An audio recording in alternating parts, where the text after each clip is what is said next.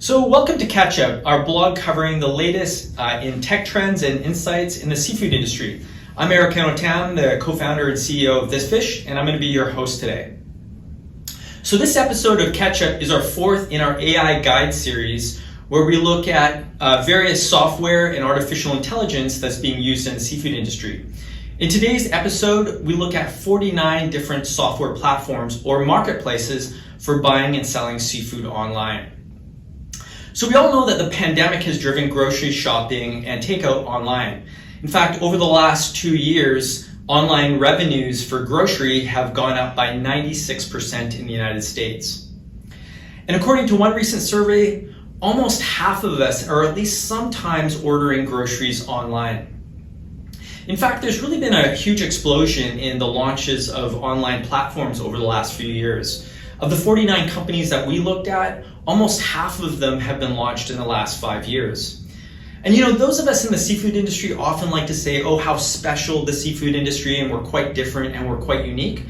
Well, in fact, actually the data suggests that this is true. About 86% of the online platforms right now are specialized in seafood. And there is a small group that are the big e-commerce platforms such as Woo, Wix, BigCommerce, Shopify, and of course the giants of giants, Amazon. So these online marketplaces really enable different types of transactions in the supply chain. About 3/4 of them are used for transactions with fishers and farmers. About 70% of them are wholesale transaction, or what's called B2B, business to business, and about 30% of them are direct to consumer, or D2C. And most of these platforms are really powered by traditional software. Only about 18% of them are using some type of artificial intelligence.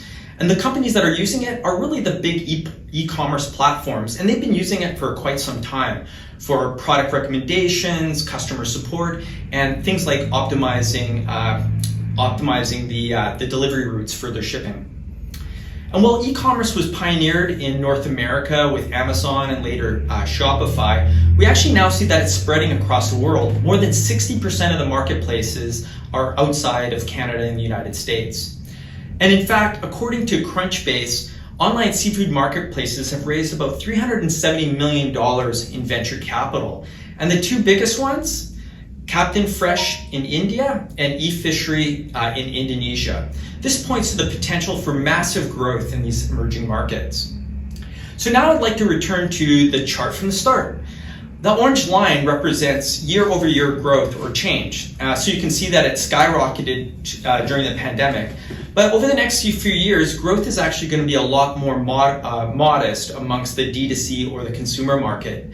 Interestingly, I interviewed a number of marketplace experts and early adopters who suggest that e-commerce could actually have a bigger impact on the wholesale sector rather than the retail or consumer sector.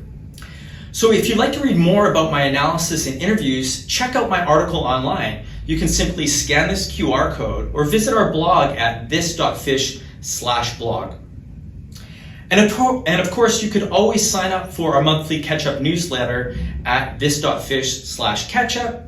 So thanks for catching up with me, and we'll see you next time.